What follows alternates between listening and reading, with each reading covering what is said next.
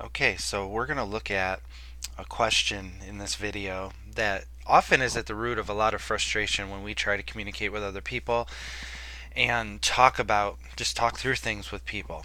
And it's why can two people look at the same situation and see such very different things in it?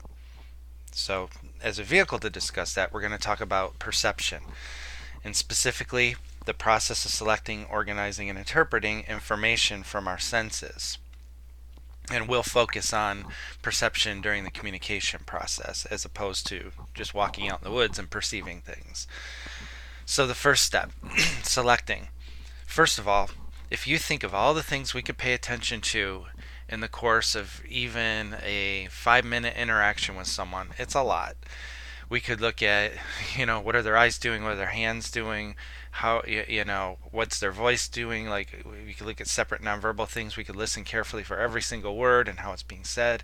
We could be noticing all kinds of things in the background. In other words, it would be overwhelming for our system to attend to everything in our environment. So we narrow things down. I mean, out of habit, we kind of know certain things to focus on in conversations. But then what else stands out to us? And this is relevant in this day and age when we are bombarded with messages, whether it's through social media, cell phones, or just TV or everyday conversation. There's a ton competing for our attention. So, so what stands out? Often it's things that are novel or deviate from our what we're expecting. So if we don't get something we're expecting, if we hear something we're not expecting, then that kind of will stick out more. It's not listed here, but also just things that are really important to us. If our attention definitely peaks if we're talking about something that's really important to us. So the other thing is this could be subject to individual differences in terms of personality, the things people are likely to notice. We'll talk more about that in a different video. So the first thing that happens during perception is we decide what we're even going to focus on. Then once we focus on it, we organize that information. Specifically, we fit it into our what's called our schema.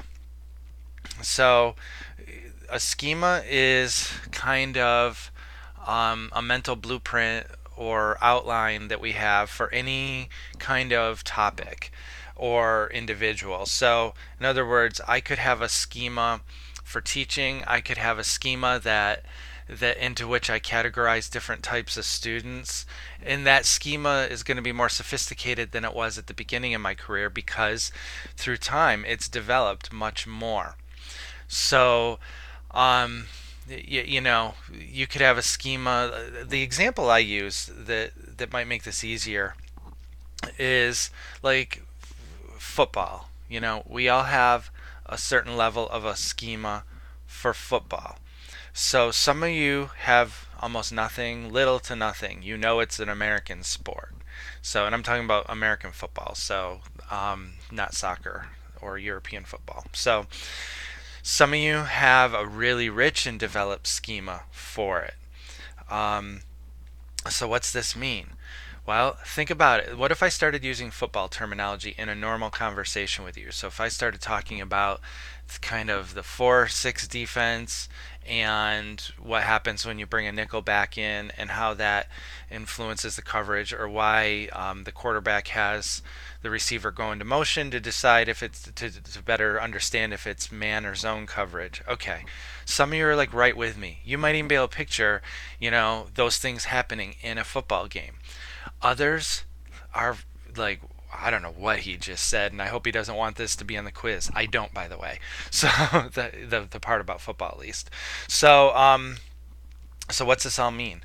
Well, it means that if there are a couple implications. First, if we don't have a schema for something, then it's going to be hard for us to understand and remember the information. We're not going to put it into our framework.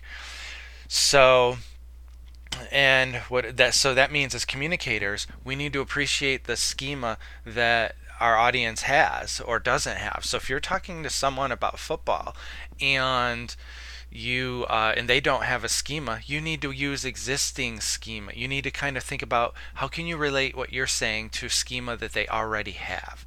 So you might say, okay, you assume you have a TV on, so at least you have some visual aids. See the guy with the ball? He's gonna move his foot up and make the receiver run to the other side, and if someone follows him, that'll tell the quarterback if there's a certain type of coverage.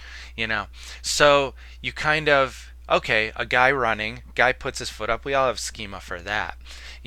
So you kind of use someone's existing schema for it. It's honestly, it's what I'm doing right now with the whole football example. You all know whether or not you all know what football is. So you all have some schema for it. So I'm attaching this information to your existing schema for football.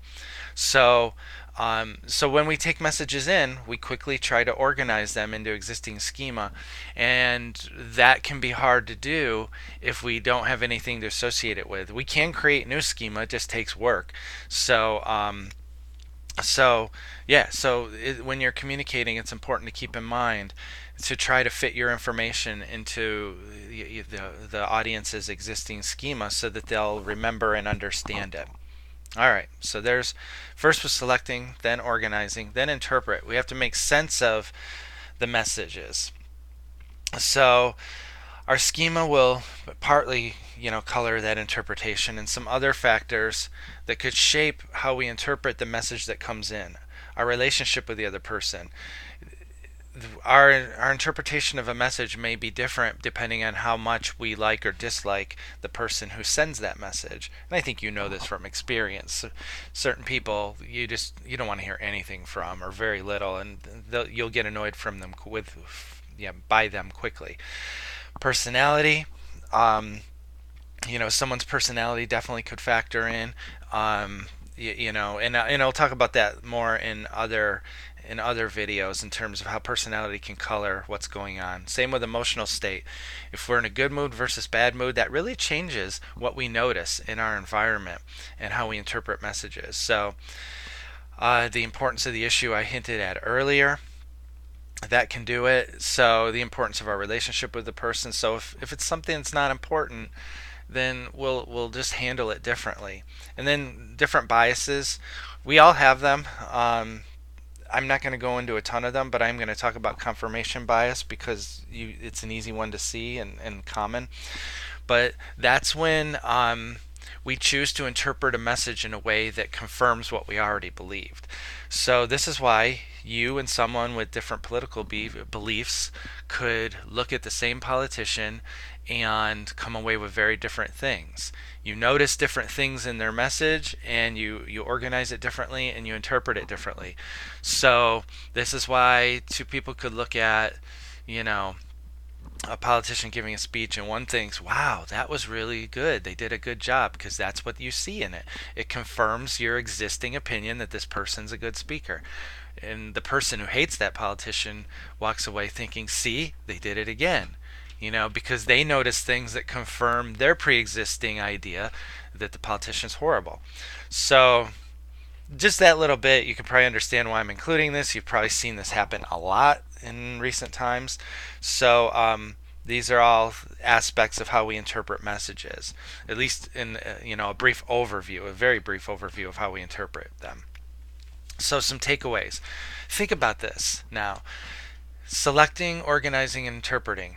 These all are different hurdles that we have to get through as communicators. And notice all of the filters that there are. There are filters during the selection process. There are filters during the organizing process. And there are filters during the interpreting process that can shape, say we just send a message out to someone.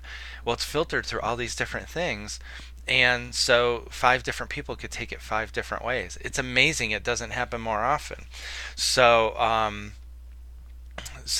as communicators, we just have to be mindful of this and realize, that we're trying to, when we're trying to reach people, we have to get through their filters to do that. So a lot of this course will be about, okay, how can we do that? So more on that kind of challenge and problem in future videos, but for now that takes care of it for perception.